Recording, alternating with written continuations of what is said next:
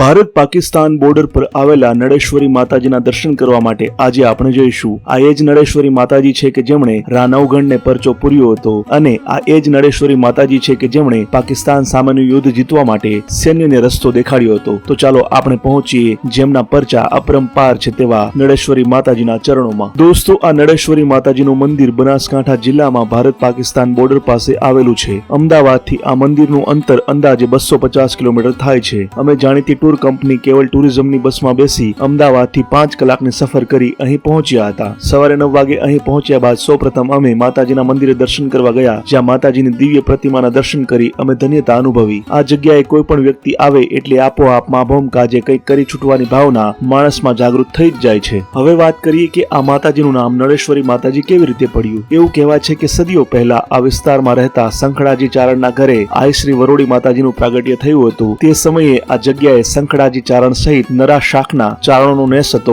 માતાજીનું અહીં અવતરણ થયું, જેથી આખી જગ્યા એટલે કે બેટનું નામ નરાબેટ પડ્યું, જે અપભ્રંશ થઈ નળાબેટ બન્યું અને આ જ જગ્યાના નામ પરથી આઈ શ્રી વરોડી માતાજી કહેવાયા નળેશ્વરી। 1971ના ભારત પાકિસ્તાન યુદ્ધ વખતે બીએસએફના કમાન્ડન્ટ ત્રિપાલસિંહજીના સ્વપ્નમાં માતાજી આવ્યા અને ભારતના સૈનિકોને પોતાની દિવ્ય જ્યોતથી આ ફાટ રણમાં રસ્તો બતાવ્યો। ત્યારબાદ આપણી સેનાએ પાકિસ્તાન તરફ કૂચ કરી। માતાજીના ચમત્કારથી રસ્તામાં પાકિસ્તાની સૈન્યએ બિછાવેલી સુરંગ પણ ફૂટી નહીં અને તેમની એક પણ તોપ પણ ફૂટી નહીં। માતાજીની કૃપા અને સૈન્યના અદમ્ય સાહસ થકી ભારતે એક જ કલાકમાં પાકિસ્તાનનો આખો સિંધ પ્રદેશ જીતી લીધો। આ સિંધ પ્રદેશ પર ભારતે 6 મહિના સુધી શાસન કર્યું હતું। આખરે શિમલા કરાર હેઠળ આપણે જીતેલા સિંધ પ્રાંતનો 90% હિસ્સો પાકિસ્તાનને પરત કર્યો। આ ભવ્ય જીત બાદ બીએસએફની વિનંતીથી બીએસએફનો એક જવાન આજની તારીખે પણ નળેશ્વરી માતાજી મંદિરનો પૂજારી છે, જેને પગાર બીએસએફ ચૂકવે છે।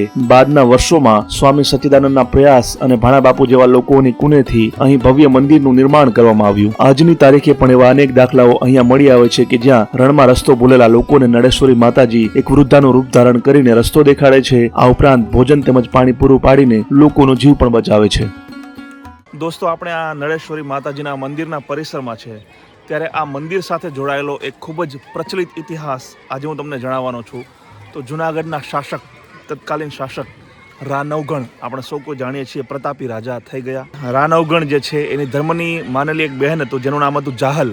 ઘણી બધી લોકકથાઓ આપણી જે છે, ખાસ કરીને સૌરાષ્ટ્ર કાઠિયાવાડની, તેમાં આ નામોનો ઉલ્લેખ છે। તો એ જાહલના લગ્ન થયા હતા સાસતિયા નામના એક વ્યક્તિ સાથે, અને તેઓ જે છે પશુપાલકને એ ટાઈપનું બધું કામ કરતા હતા। હવે એ સમયે ભારત અને પાકિસ્તાન અલગ અલગ ન હતું, આપણે સૌ કોઈ જાણીએ છીએ। તો એક સમય એવો આવ્યો કે એ જે જાહલ છે, રાનવગણની બહેન, એ પોતાના પતિ અને જે માલઢોર હતા, એટલે કે ઘેટા, બકરા, ગાય, ભેંસ વગેરે લઈ અને અહીંયાથી આ જે વિસ્તાર છે ત્યાંથી સિંધ પ્રાંત, જે હવે પાકિસ્તાનમાં આવેલો છે, ત્યાં જવા નીકળ્યા। અને ત્યાં થયું કે જે જાહલ છે એ ખૂબ જ સુંદર હતી।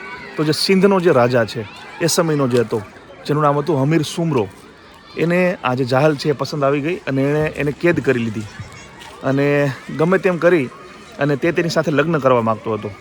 આ વાતની જાણ કરવા માટે તેનો પતિ સાસતિયો એ પોતાની એક ચિઠ્ઠી લઈ અને રાનવગણ પાસે પહોંચે છે અને એને આખી વાત જણાવે છે કે ભાઈ, તારી જે બહેન છે, મારી જે પત્ની છે, એને આ હમીર સુમરો છે, સિંધ પ્રાંતનો રાજા, એણે કેદ કરી છે, તો તું અમને બચાવવા માટે આવે। આ સાંભળતા જ રાનવગણ પોતાની ધર્મની માનેલી બહેનને બચાવવા માટે પોતાની જે સૈન્ય છે તેને લઈને આ વિસ્તારમાંથી નીકળ્યો। જૂનાગઢ જે છે ત્યાંથી થઈ અને આ વિસ્તારમાંથી નીકળ્યો, કારણ કે અહીંયાથી સિંધ પ્રાંત પાકિસ્તાન જઈ શકાય છે। હવે થઈ એવું કે એ સમયે, એ સદીઓ પહેલાંની આ વાત છે કે ત્યારે આ જે આખો વિસ્તાર છે ત્યાં દરિયો હતો। આજે જ્યાં આપણે ઊભા છીએ એ જગ્યાએ અફાટ રણ છે આજની તારીખે, પરંતુ એ સમયે દરિયો હતો, ઘૂઘવતો સાગર હતો। તો જ્યારે રાનવગણ પોતાની સેનાને લઈને આવ્યો ત્યારે એમ થયું કે ભાઈ, હવે હું આ દરિયો કઈ રીતે પાર કરીશ। એવા સમયે માતાજીએ પરચો પૂર્યો અને માતાજીએ જે છે એની કૃપાથી આ જે દરિયો છે, દરિયો સુકાઈ ગયો અને રેતી થઈ ગઈ, એટલે કે રણ થઈ ગયું। અને ત્યારબાદ રાનવગણ સિંધ પ્રાંત પહોંચ્યો અને હમીર સુમરાને હરાવ્યો તેણે અને પોતાની બહેનને મુક્ત કરી।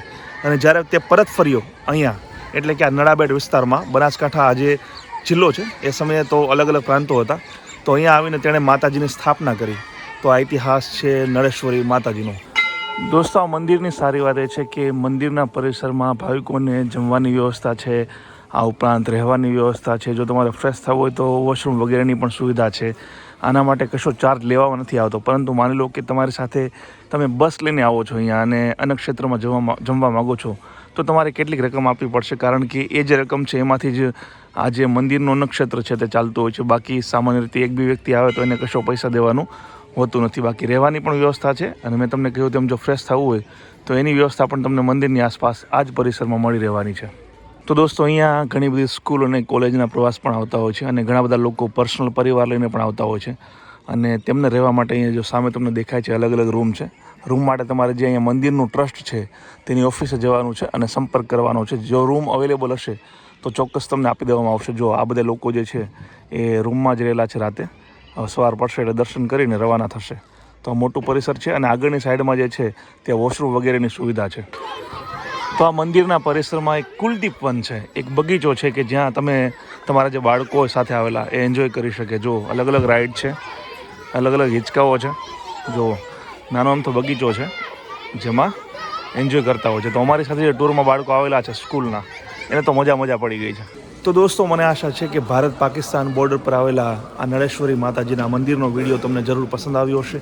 વિડીયો પસંદ આવ્યો તો લાઇક અને શેર કરજો, અને આવા જ વિડીયો આગળ પણ જોવા માટે અમારી યુટ્યુબ ચેનલને સબસ્ક્રાઈબ કરી લો. અને માની લો કે આ વિડીયોને તમે ફેસબુક પર જોઈ રહ્યા છો તો મારા પેજને લાઇક અને ફોલો કરી દેજો. આ વિડીયોમાં અત્યારે બસ આટલું જ. નમસ્કાર, જય જય ગરવી ગુજરાત, જય હિન્દ.